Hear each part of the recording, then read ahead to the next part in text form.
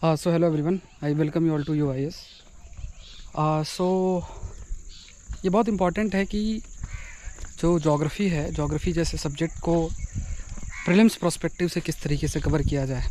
तो अगर आप पेपर उठा के देखो तो जिस तरीके से प्रश्न है, 2-3 तरीके से प्रश्न हैं। एक तो बेसिक है जो कि आपको NCERT क्लास 11th की जो नई वाली NCERT है उससे कवर करने हैं। बहुत सारे जो डिफरेंट कंसेप्ट है, जियोमॉर्फोलॉजी, मतलब आप ये मानो कि जो फिज़िकल जोग्राफ़ी से रिलेटेड चीज़ें हैं वो आप NCERT के माध्यम से कवर कर सकते हैं। इंडियन मानसून और ये सब चीज़ें टॉपिक्स हैं, उसको आप NCERT के माध्यम से कवर कर सकते हैं। लेकिन कुछ चीज़ और भी है, जैसे ड्रेनेज सिस्टम है, रिवर सिस्टम है, इन सबको आप NCERT से कवर करें तो एक सोर्स बहुत अच्छा बनता है, वो है आपका NCERT। तो NCERT के माध्यम से कवर करना है तो क्लास 11th और क्लास 12th की NCERT है।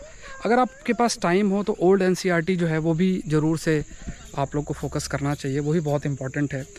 ओल्ड NCERT इसलिए भी इम्पॉर्टेंट है अगर मिले तो, क्योंकि बहुत अच्छे से कवर्ड, मतलब जितना डिटेल्ड ओल्ड NCERT है पुरानी, उसकी कहीं से फ़ोटोकॉपी आपको मिल जाएगी, वो बहुत ज़्यादा इंटरेस्टिंग और इम्पॉर्टेंट जो है वो बनता है।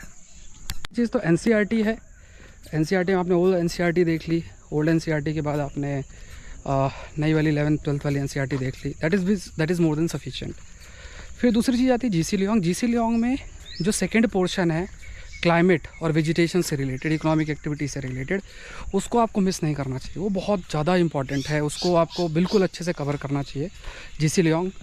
तो GC लियोंग को आपको देखना चाहिए। दूसरा, उसमें स्टार्टिंग के 2-3 चैप्टर और एक ओशन वाला चैप्टर है, उसको आप लोग करो सही से। ओशन वाले चैप्टर में सबसे अच्छी चीज़ क्या है कि उसमें बहुत अच्छे तरीके से पूरा ओशन करेंट्स और ये सब दिया। इस बार मेंस में भी उसमें प्रश्न था।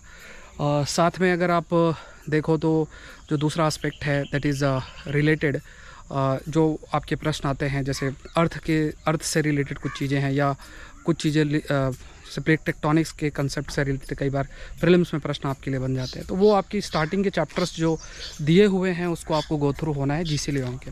तो GC लियोंग हो गया, NCERT हो गई, न्यू और ओल्ड दोनों NCERT आप एक बार देख सकते हैं।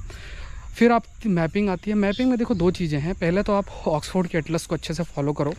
कोई भी जगह न्यूज़ में है तो उसके आसपास की जगह देखो। जैसे फॉर एग्ज़ाम्पल अभी यूक्रेन है, यूक्रेन न्यूज़ में तो उसके आसपास है जो सी, उसके बाद ब्लैक सी, आसपास जैसे क्रीमिया कहाँ लोकेटेड है, मोल्डोवा, रोमानिया, पोलैंड, इनका स्पेसिफिक लोकेशन आप देखो कि सारी चीज़ें कहाँ कहाँ आपकी लोकेटेड हैं, इरेस्पेक्टिव है ना, कि मतलब कई सारे एस्पेक्ट पर ध्यान में रखते हुए ध्यान में रखना है। तो दैट इज़ इम्पॉर्टेंट, ये आप देख लो। और मैपिंग में बहुत ज़्यादा ऐसा नहीं कि आपको हर गली मोहल्ले के बारे में जानना है। मैपिंग भी एक अच्छी चीज़ है और उसमें आपको कोशिश करना है, अगर प्रीलिम्स प्रोस्पेक्टिव से देखो, अगर आपका ज्योग्राफी ऑप्शनल नहीं है तो प्रीलिम्स प्रोस्पेक्टिव से आप ये देखो कि